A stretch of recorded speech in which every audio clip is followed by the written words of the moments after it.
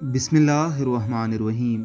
वतन अजीज़ को चलाने वाला चपड़ासी एक नालायक शख्स वजीर तामीरात बन गया। वो इतना नालायक था कि उसे रिश्वत वसूल करने का भी सलीका ना था।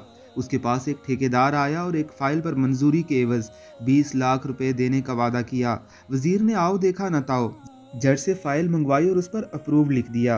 अब फ़ाइल मंजूर हो गई, मगर ठेकेदार कहीं नज़र ना आया। 2-4 दिन इंतज़ार करने के बाद वजीर बहुत परेशान हुआ कि अब क्या करे। इसी असना में उसके चपड़ासी ने अपने वजीर का उतरा हुआ चेहरा और तबीयत की बेकली देखकर अंदाज़ा लगाया कुछ गड़बड़ है। वो वजीर के पास आया और राजदारी से कहने लगा, हुजूर, हूँ तो मैं चपड़ासी, मगर काफ़ी अरसे से ये वजारत में ही चला रहा हूँ। आप मुझे अपनी परेशानी की वजह बताएं, मैं कोई हल निकाल दूंगा।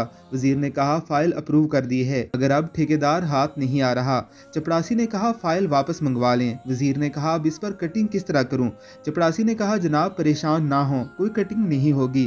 फ़ाइल वापस आई। चपड़ासी ने कहा, आप इस अप्रूव से पहले नॉट लिख दें, मकसद पूरा हो जाएगा और कोई कटिंग वगैरह भी नहीं होगी। वजीर ने ऐसा ही किया।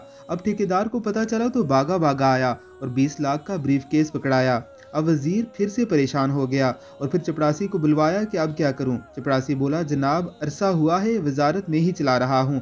आपने फाइल पर जहां नोट लिखा है वहां टी के बाद ई लगा दें, यानी नोट को नोट बना दें। अब ये होगा, यानी नोट लिखा हुआ होगा और सामने अप्रूव्ड होगा। वजीर ने ऐसा ही किया और मन की मुराद पाई। लगता है इस वतन अजीज़ में भी बहुत से महकमे वज़रा नहीं चपड़ासी चला रहे हैं, क्योंकि उनका तजर्बा और IQ बहुत से वजीरों से बहुत ज़्यादा होता है। यकीनन आपको भी ऐसे महकमों से पाला पड़ता ही होगा। आप इस हवाले से क्या कहते हैं, हमें कमेंट बॉक्स में ज़रूर बताइएगा।